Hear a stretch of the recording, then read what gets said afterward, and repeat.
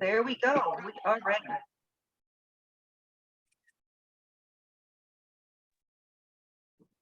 Are you able to share your screen? Yeah, I'm just not at that stage yet. Oh, okay. I was making sure that we're all set to go. I'm going to put in the chat two links that I want everyone to go to.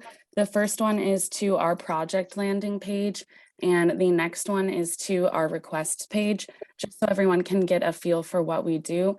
And as we're going through the presentation, you can kind of look through your specific grade level or your specific position at your school, kind of look through what we offer that might be pertinent to you. And Kaylee, I'm sorry, can you also add a link to the sample packet page? I was going to go ahead and do that. I was going to do that later, but I'll go ahead and put it. It's our resource link that you can kind of go through grade level by grade level and see each resource that we offer for each grade level. Thank you very much. So, Tani, are we pretty much started then? We are good to go. Great. I'll get into it then. You'll see. Oh, I'm sorry. I sent that as a direct message to Kathy, to Tani. Hang on just a moment. Everyone, I'm going to be uploading our or adding a link. This is the notes version of the PowerPoint I'll be sharing. So I'm kind of hoping you'll split the screens between the PowerPoint and the screen sharing I'll be doing and our website with the links that Kaylee's shared. So if you just want to take the notes from the PowerPoint to see the specific slides, you'll have those accessible as well. And with that being said, let me get to the screen sharing and we'll get started. All right. Oh, all right. As we've said a few times, my name is Mike. With me is Mike Kamer. With me is Kaylee O'Donnell, and we run Project Real. And my screen just went blank. Okay. So Project Real, we've been operating in Southern Nevada for over 15 years, teaching students about their rights and responsibilities under the law and encouraging civic participation. What we do basically is, unless you're in a special program like We the People or something of that nature, typically students aren't being taught the difference between rules and laws, like what's going to get them arrested versus what would just get them grounded or detention. So we kind of exist in part to address that, but really the lack of formal just awareness and education about how the courts and the law works, we try and make that available by embedding it into existing classes, knowing that law will never be taught in a class the way math, science, or English language arts will be, where they're standalone courses. So to us, that's a problem. We're holding people accountable to things they're not learning about. One of the most common things said during an arrest is, I didn't do anything illegal, or I didn't know that was a crime. So those are the kinds of, one of the reasons we exist, and I'll get more into our history which is kind of how we started, versus where we are today. So our mission, vision, values, basically our thought is that justice is rooted in knowledge. And so by teaching students we have a saying, there's a couple of things in life that are consistent and you don't notice them until they go wrong: gravity, the air you breathe, and the law. And so for us, if we're teaching kids about the law, we are empowering them to live smarter, safer lives and make informed decisions within it. And because we believe that, and just because we're a nonprofit in general, our resources are available at no cost in Nevada. Long term, we do hope to license our stuff out of state, the goal being to create sustainable funding to continue operating in Nevada at no cost to our state's residents. So right now we do only work in Nevada. You've got our mission, vision, and values, but it's basically the same thing I've said. We teach kids about their rights and responsibilities under the law because they're not being taught it already, and we think it's important. We do envision that as we continue this work, the world gets better, and our stats actually back that up. Now, just to reiterate, because I have been accused of or notified that I can sound like a salesperson for textbooks. We are 501c3 we don't have textbooks, we have supplemental content, 190 pages supplemental content publications, but supplemental content. It is all free. You ask for it. We won't say absolutely not, but we can only say yes to some requests. That's really just based on limited resources and being a nonprofit. The one ask that we have is that please, if you ever take our resources, get us the pre-tests and post-tests. That is what keeps us open. Most of our funding comes from grants, whether it's government or private foundations, and they want to see where their money is going. So if we can't show them those results, it's hard for us to prove we've been serving students. The other thing is those tests are how we evaluate how our resources both are performing academically, if they're doing well in the classroom, if they're succeeding in teaching the students what we want, and also the behavioral impact. And I'll get to that in a moment. So if you're in here thinking, well, law, courts, that's social studies and civics, why did they pitch this to ELA students? Excuse me. Or ELA instructors. There is so much critical thinking, so much creative writing opportunities, research, it goes on and on, that as we're designing, we've realized a lot of our stuff are hitting way more ELA standards, grade specific, than social studies and civics. However, our material is good for social studies and civics courses. If anything, I know it gets harder and harder with the different pacing schedules. I know it happened in 2018 with the evolution of our state's social studies and civics standards, and all of that might make it hard. But if you are able to partner between the two departments and use our resources together, it's only going to have greater impact on your students. So why should you care? I can skip that. It comes down to 84%. Across the board, when we get post-tests back, 84, never less than 80%, 84 was a recent school year, but never less than 80% of the students we serve report somewhat to significantly wanting to improve their decision-making process or behavior as a direct result of their project real experience. We've accounted for kids that don't have behavior issues, and they report somewhat to significantly wanting to go out of their way to get more engaged with the community or to just make somebody smile, an actual response on our post-test surveys as a direct result of their project real experience. So people reporting somewhat to significantly being positively directly impacted, it's not the good kids students without behavior issues and challenges self-reporting heavily.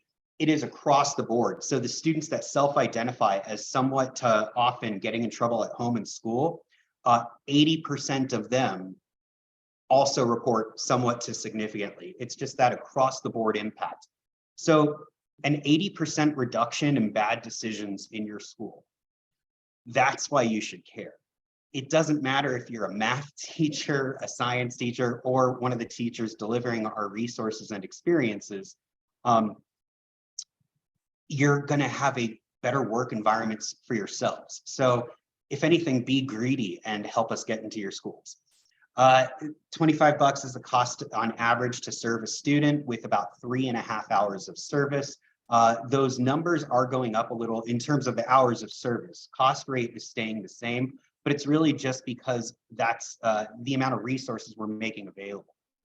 We do try, and I'll talk about this later, but to make it as little on you as far as whether it's prep time for any resource we're offering or how much class time that we're requesting our resources get, so that it can be easily delivered and easily slipped in. And like the subject of the,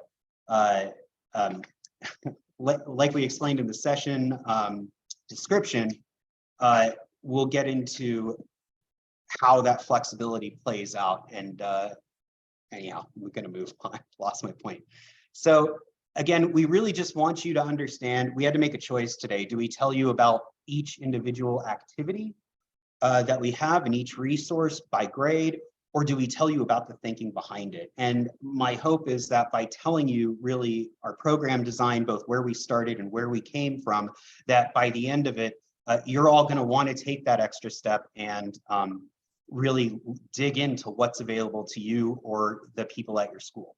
Now, at this time, if you haven't already, I'd like those of you who can to split your screens, leave up the Zoom on half, and the other half do have our website open with some of the links Kaylee sent, whether it's the activity, mainly the activity one, our program.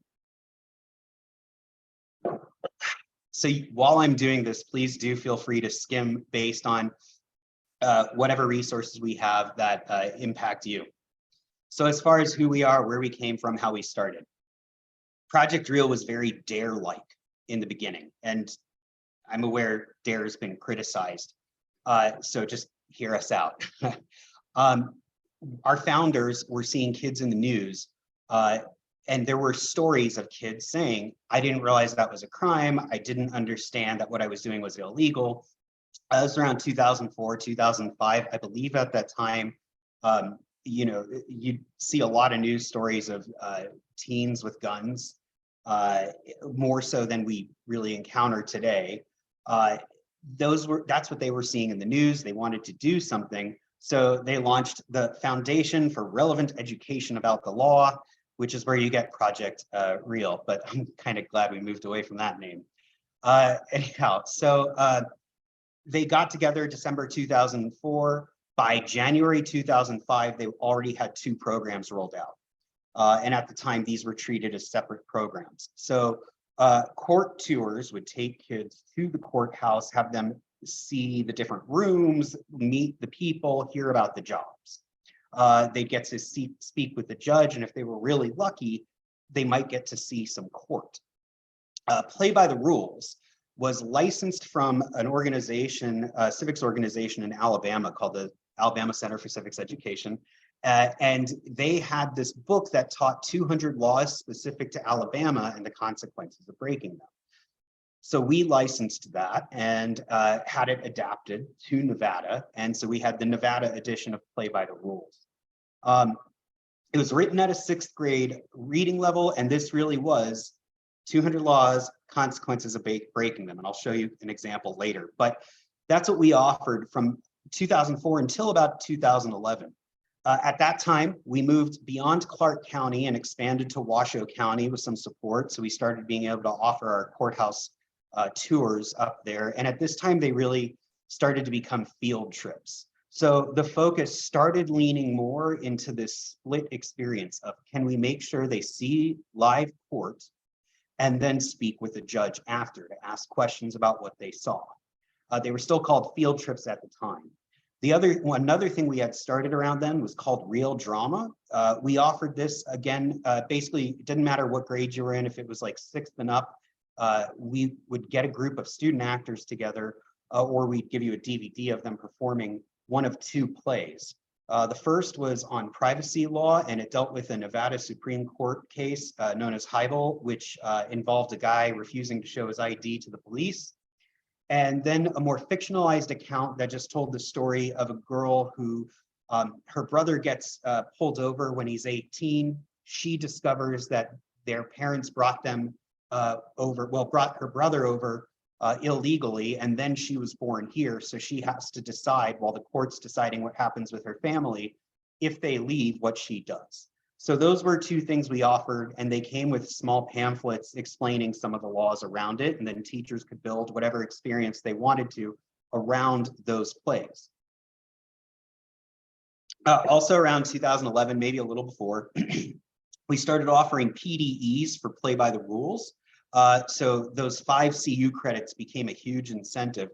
It was already pretty successful, but by the end of 2016, at least 80,000 students had encountered play by the rules, which takes 10 to 15 class periods. Over 72,000 had attended a field trip, and about 6,000 had been served by real drama. Again, all of these were treated as separate programs at the time. So during that period, it really was, if we got contacted and a teacher requested a resource, we gave it to them. So what that would mean, though, is if we were working with Orr Middle School, let's just say, we might give their 6th, 7th, and 8th grade students field trips, and they would go on the same field trip 3 years in a row. They would never encounter play by the rules or real drama. We even had people ask us for this book, Foundations of Democracy, for kind of grades K through 3, and sometimes we just provide them sets. We didn't really have much more involvement beyond that. But basically, you know, kind of like the saying, if they've got a pulse, if you were a school and you called Project Real, we just kind of said, okay. The problem was it wasn't kind of equitably distributing our resources, and it just wasn't as an effective way of, you know, we were giving these fun experiences, right? Let's go to a field trip. Let's go see the courts. That's great. But where was the lasting impact? And this is where we're going to start getting into the current philosophy. So in 2016, I joined Project Real, and a few months prior to my joining, our new executive director had come on. We made a couple of adjustments immediately, including officially referring to the courthouse tours as field trips, which seems like just semantics, but it really set the expectation differently and put the focus to the community on the fact that this was going to be an in the field experience. It wasn't going and pointing at things and explaining them. It is seeing live proceedings. It is, you know, experiencing court. The other thing was focusing on figuring out how we could avoid repeat service, where students could end up doing the same play by the rules experience 3 years in a row, or the same field trip 3 years in a row. And we started, you know, it wasn't that we were saying no to serving teachers, but we were saying we can't offer this, we can offer that. And it was a bit of a transition, but it's really gotten us to a great place today. But basically, like I was just saying, you know, the problem was LRE was being, law-related education, or LRE, was being seen as a fun day, and it wasn't fundamentally changing things. We wanted to address the gap that I mentioned earlier, that students aren't being regularly engaged with law-related education. So over that summer, we came up with the Sequential Education Project. The idea was coming up with one step for each grade level that would be a unique experience, or if it was going to be a repeated experience, there was going to be some kind of significant perspective change in the student. They should never have the same experience from us twice. Our main goal is trying to make LRE, or law-related education, like English, like math, like science, in that we know it's never going to get its own class unless it's as an elective. But what can we do to make it something that's consistent? The other aspect of that is, okay, we know class time is at a premium. What can we do to make sure that if we only get in front of a student for 3.5 hours out of an entire school year, that it's going to impact them in a lasting manner? Part of that is making sure there's an annual recurring exposure just to LRE in general, but also even something as simple as marketing and branding. Look, I don't remember all the gold books I read, but I do remember the spines on those books, and I'm sure you all do too. I bet if I asked you all to sit down and write every field trip that you went on, from kinder to college, that you could probably get there with about 80–90% accuracy. So as we design our activities, even if they are going to be all classroom experiences, we ask ourselves, is this going to stick out in their heads the way a field trip? And so that's kind of how we operate. So I'm going to kind of just preview what the Sequential Education Project looks like today. In third grade, fourth grade, and fifth grade, it's a series of mock trials with increasingly more detailed information about courts. With third grade, we don't even have a supplemental text yet. It's just the mock trials. In fourth grade, it's an 80-page text that covers the difference between rules and laws, and then the steps of a court and the people in court. In fifth grade, it moves up to civil versus criminal court and getting more into detail. As you move up to sixth, seventh, and eighth grade, the details of court become more, it's just greater detail, more specific, stuff that that students have a greater capacity to retain at that time. And with Courts and You, that is where that is the name of our courthouse field trip experience when we can offer it. Even when we can't, we will still try, whether it's a judge video zooming in as a guest speaker, whether it's one of us coming in to do our Real Ready thing, which I'll explain in a moment, or whether we just have them cover the court's information because you've got a pacing unit, which I realize is more likely to be seventh than sixth grade, at least at the middle school level. Mock trials, this is the other thing with the mock trials, just worth noting. So they're set up as cold table reads with one exception. So our mock trials are pop culture themed, and we set them up so that your weaker or developing readers read just kind of a generic script with our in-house characters we've created, Devin and Kendall and so forth. They read out loud on day one. And then day two, the pop culture, whether it's Golden Knights or Harry Potter themed mock trials, you assign the reading to your strong readers, and we have illustrations and all of that. The two scripts for each grade level are nearly identical. So the strong readers were practicing their reading before they even, their lines without even knowing it, just by reading along. Anyhow, so middle school, we go from just teaching the basics of law and how courts work and kind of the system of settling disputes to thinking within the law. And we start that a little bit in fifth grade, but that's where especially our project Government Choices and You comes into play. You'll see we retained the immigration thing. It's kind of on pause right now. We're designing it to be more of a history of America through the lens of immigration experience that can easily slip into any geography class, since it focuses on, the movement and people aspects. Movement of people, reasons, origins, all that. High school is when it starts to get advanced. We start discussing exercising rights, the difference between privacy versus security by, we have a whole supplemental text built around the Edward Snowden leaks.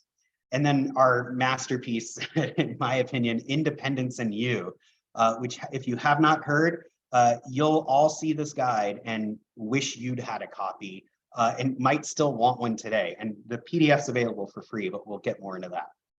So if that's our program tree, the SEP, Real Ready is the vine. This is a new thing we created as soon as students started heading back to the classrooms. I was not, if any of you ever had me, I apologize, not the best student in CCSD. I know it's statewide, but I digress. And I knew when the kids are going back to school, the attitudes were going to be YOLO, right? Like they just spent a year and a half away from their friends, it felt like, and they had a lot of built up energy, and some of them were going to make up for lost time. We wanted to get them to understand that the consequences of their actions might be greater than they realize, but we wanted to do it in a way that could be done quickly and have some short-term effect while setting up us up to hopefully engage them in the future. And so what Real Ready is a brief conversation that teaches them to think within the context of law. Basically, like our other stuff, as I'll get into, it's not about getting them to memorize laws and the consequences of breaking them, but to just have a general skill set that allows them to avoid accidental crime. Now, accidental crime might sound like a made-up problem to most adults. I imagine as teachers, you all get it. You've seen the 5th graders Sharpie, on a wall thinking, oh, it's graffiti, I'm only going to get grounded, not realizing that is the kind of thing that can lead to a ticket, that can lead to other issues, that can escalate to the point where they're in, whether it's a family court matter or some other avoidable negative interaction with law and law enforcement. We're not saying all interactions are bad, let me be clear on that, but the idea is that if there's an avoidable negative one, let's avoid those. So let's get into some of our activities. If you head over to our website, as I mentioned, Kaylee's already kind of put the links up. You'll see each grade level, you just click whether it's elementary, middle, high, that'll expand it down and you'll see which resources are available, and we'll quickly kind of go over what we can. If you go to project/activities, you'll find extensive details on each individual offering that we have. But I want to kind of zoom in on a few of them to give you an idea of our current operating philosophy, which is not so DARE-like, and I want to make that clear. And I know people have had great experiences with DARE. I also know some others have questions, and I think everyone will appreciate our approach. So also, if you want to actually see some of the material, it's not going to be every page, but we have massive sample packets with some poorly designed flyers. I apologize, but you'll be able to really get a sense of what we have going in each resource. And so that's going to be under our project / resources. So elementary school. 3rd grade, it's the mock trial of Marc-Andre Fleury. If you're not familiar, he's a famous Instagram dog based off of Marc-Andre Fleury. Oh, well, I don't have pictures. I apologize. He's adorable. 4th grade, rules, laws, and you. So this is a 5-day experience where each thing is paced out, and it sounds like, oh, this is so much work. There's 15 minutes prep max, and that's just skimming the drive that we've created. We've got days planned out to the minute. We don't expect you to follow those, but we wanted to do something where if you want to implement these resources in your classroom and you just don't have the energy, we've set it up for you. We've made it as easy as possible. All you have to do is say yes and get us a date and schedule it, and very little prep time with maximum impact and maximum usage. If anything, you just have to decide how much of it you're willing to use. So, so you've got the mock trial as a criminal trial of Marc-Andre in 3rd grade. In 4th grade, Harry Potter is accused of turning Draco into a pink chihuahua. It's an illegal use of magic because it's not in class, so he's criminally charged. At the end, you find out it was Ron's wand that did it, which is why in 5th grade, Draco sues Ron for damages, and you have a civil court sequel. What's great about that is while the kids are pretty obviously aware of who's guilty or that Harry Potter's not guilty in 4th, in 5th grade, those results change from classroom to classroom on whether Ron is responsible for damages or not. If we want everybody to lean towards the mock trial, obviously, for now. Eventually, as we have funding come up and bus driving costs go down, which I'm praying happens soon, we'll be able to offer elementary school field trips as well. Okay, so middle school level. Right now, we've replaced Play by the Rules. We have an in-development resource called History in You. And then we also, of course, have Real Ready. And then high school, the big one is Independence in You. And I'll dive a bit more into those ones with the little time I've got left. So with elementary school, I should point out, while what we have are large plastic cutouts for the mock trials, and teachers can live animate to give a sense of movement. And there's also other resources. There are creative art projects you can do to support it, to make the kids feel more engaged. There's illustrated slides if you don't want to wait to check out the plastic cutouts. And if you're outside of Clark County, we're definitely going to have one in Washoe, and we're going to pick like the 5 largest school districts behind those 2 and mail out these plastic kits to each local library so the local elementary schools can check them out. We just got funding for it, so those will be available in January.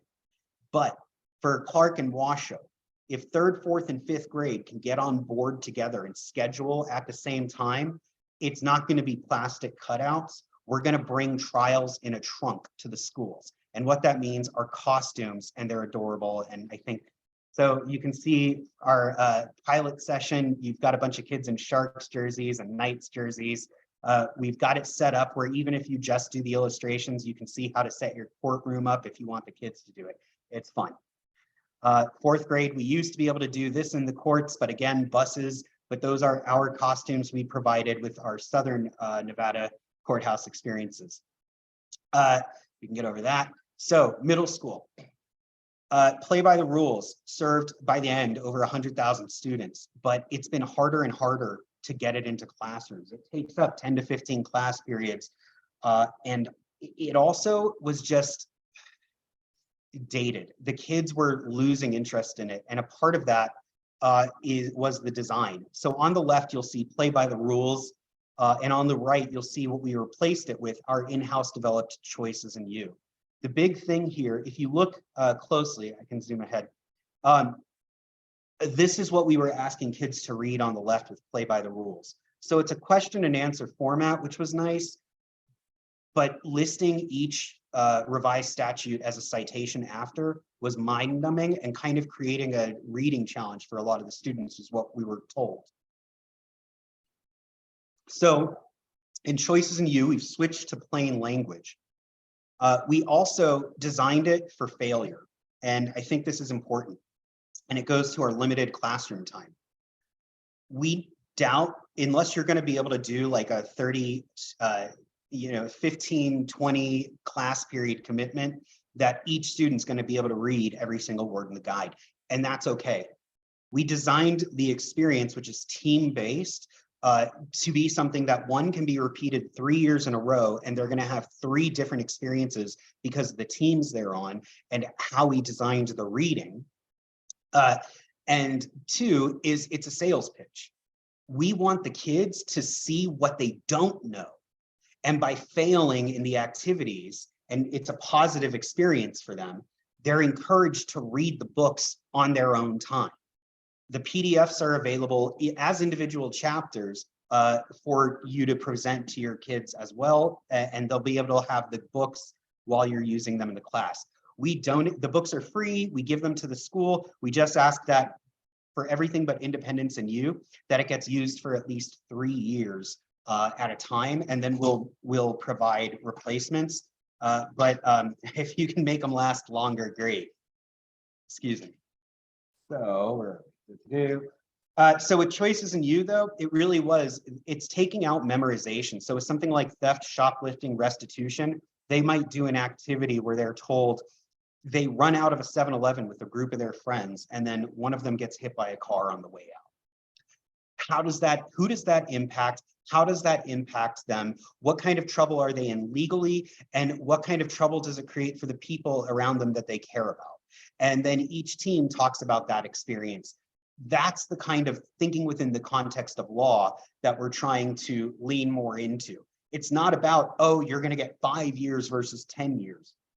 But really the general idea of there's a scope of trouble, learn to evaluate the general scope, guesstimate, and constantly ask yourself, is it worth the risk?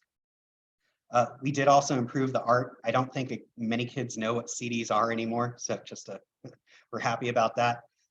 Now, as far as history and you, I want to point this out because it goes back to what I was saying earlier about not having law-related education at every grade level for every student.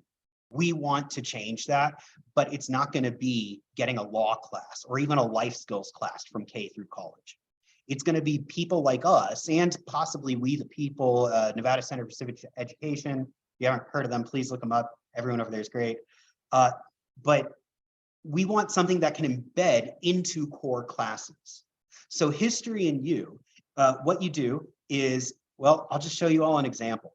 It's designed to be like an end of unit review. So let's say you just finished up the Revolutionary War unit or colonial America.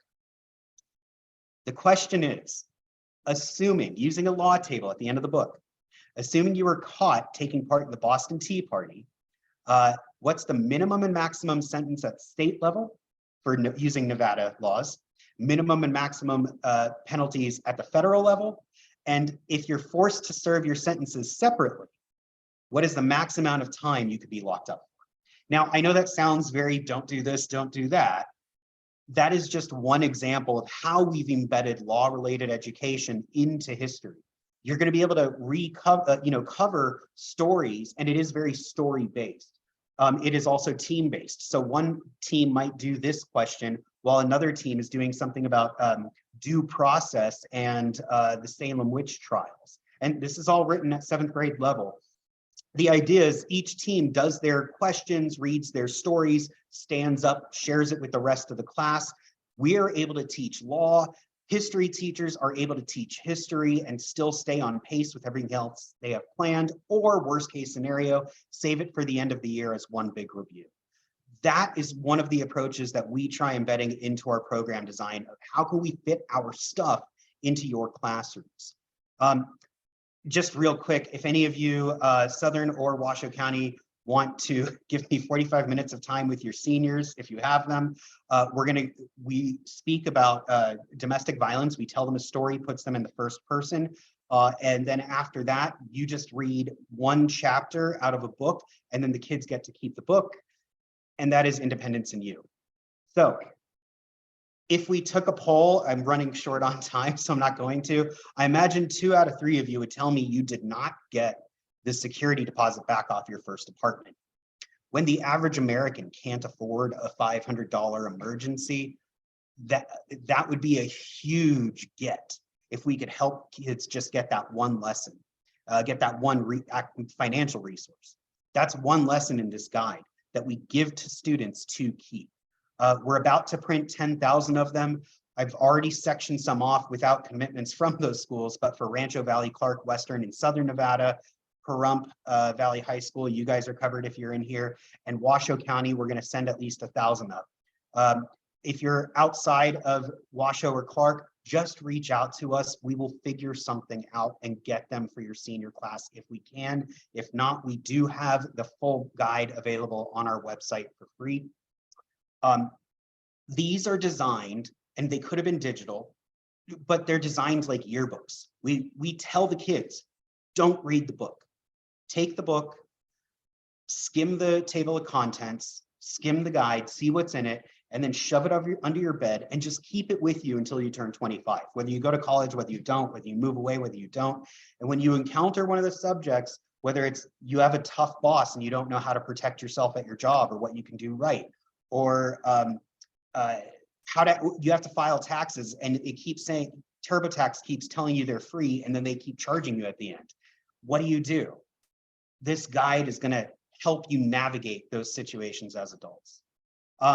It's everyone who's seen it has said 100%, I wish I had this when I was in my 20s, let alone when I turned 18. Kaylee, would you mind throwing the direct link to /adulting in the chat? Now, real ready. This is a half-hour conversation. Right now, we only have a few versions. Eventually, we're going to have one for each grade level, starting at the end of 4th grade, all the way through, and then 2 for 5th through 12th grade. The start of the school year, National Constitution Day. What we do is that first one is designed as a behavior intervention, asking kids to think within the context of law, because we know they have new social groups, which means they're testing new boundaries. The next time we do it is on National Law Day, May 1st, where we ask schools and people to deliver this to students, because it's the end of the school year, the day when more fights take place than any other day. And that's also leading into summer. Now, we know it's not your job to parent them over the summer, but if you can set them up for success, you know, it's always great to have more kids at the start of the school year. Our guides, there's 2 versions. On the left, you'll see the full details. We make that available for people to read, but it's on the right, the bullet point version that we want people to use as they're presenting. The idea is this is not a script. It needs to be a conversation. Hey, depending on, well, I'll get to that. Depending on your community though, the conversation coming from you is going to be important. So making some choices here. I really want to get to the blog. What you guys need to know about the blog. On our website, everyone forgets it's there, and then when they find it, they send usually some kind of very flattering email thanking us for it. There's right now about 70 different articles, at least I want to say 10 per subject. So if you're using Courts and You, there's 10 articles about interesting court cases that tie into the lessons in Courts and You that you can use, whether you have kids do essay contests in your classroom or doing whether you want to give them writing assignments. And there's math, like the example from History and You, what's the minimum maximum charges, do your research, look up NRS. But then there's also critical thinking questions. Should this person have been arrested in your view just because the law said? Why? What's your reason for or against? It's tons of additional content. And this is really, this thing more than anything else connects with tons of the ELA standards. So if you're in here stretching, please reach out to us, but also do take a look at the blog and how we've set that up. You'll see, it's kind of hard to see, but there's we set them up with questions ready to go. The articles can vary in length. I know I'm a little bit over time, but it's like the lunch break. I'm going to go for the next like 2 or 3 minutes, and then I'll try and take some questions. I want to just, if anything, lean into the Real Ready and localized voices. When I do Real Ready, and we can do Real Ready as guest speakers, my typical opening is, so kids, 1 in 3 Americans will be arrested before they turn 50.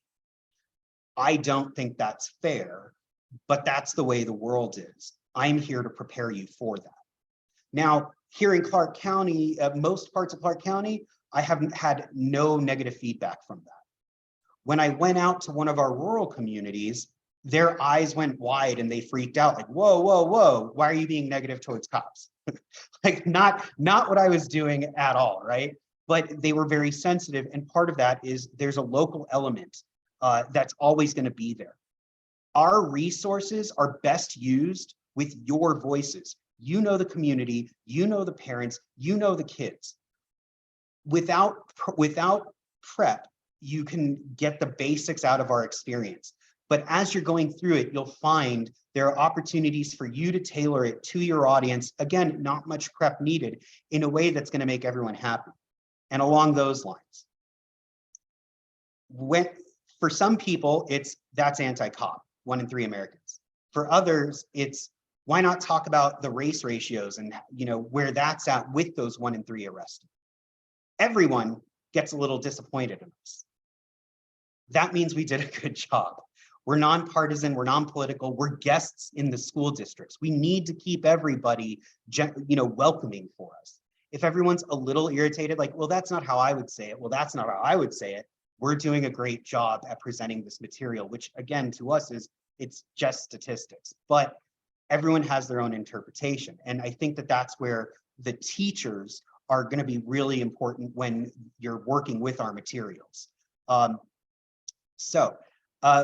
are multiple opportunities. You'll see it in the slides if you downloaded them, for if you are able to somehow pull it off, having your civics and ELA classes work together, especially with that domestic violence thing, where with the books first go to schools that let us do the domestic violence prevention. And then at the end of the school year, we'll do an open call for signups for, hey, you guys didn't have us. We have this many copies left for your seniors. Who wants them? We'll give them out at your graduation rehearsals or prior to that. And we'll keep printing those every year, trying to get them to students. Like I said, learning by failure is really an amazing tool that's worked out well with our resources. Requests. You have questions, we have answers. Kaylee and I are both available. I'm taking on more of the high school stuff, and if you just want to implement something school-wide, and Kaylee is really elementary and middle school in general, excellent point of contact. She's been with us since March and just killing it. And she's been handling most of the Real Ready and has had less negative or concerned comments than I. She's fantastic. And that's it. Do any of you, and if you do want to just request stuff without talking to us first and have us reach out to you when it's more on our time, you'll find that on our website, which really tells a lot of the story. I want to thank you all. I didn't want this to be a full sales pitch on our activities. I do hope you really appreciate the thinking that goes into our work and the approach, how we've gone from don't do this, don't do that, to the choice is yours. Is it worth the risk to you? And also that field trip experience by making whether it's an activity and choices in you, pointing out that the average American can't afford a $500 emergency to a teenager. Embedding those things to the experiences we offer has been key to that 80% or higher success rate. So if you take away anything from this, I hope it's our website address first, but then that lesson after that. I'm available for questions. Otherwise, thank you very much. Thank you very much for being here today. And thank you all of you that joined us.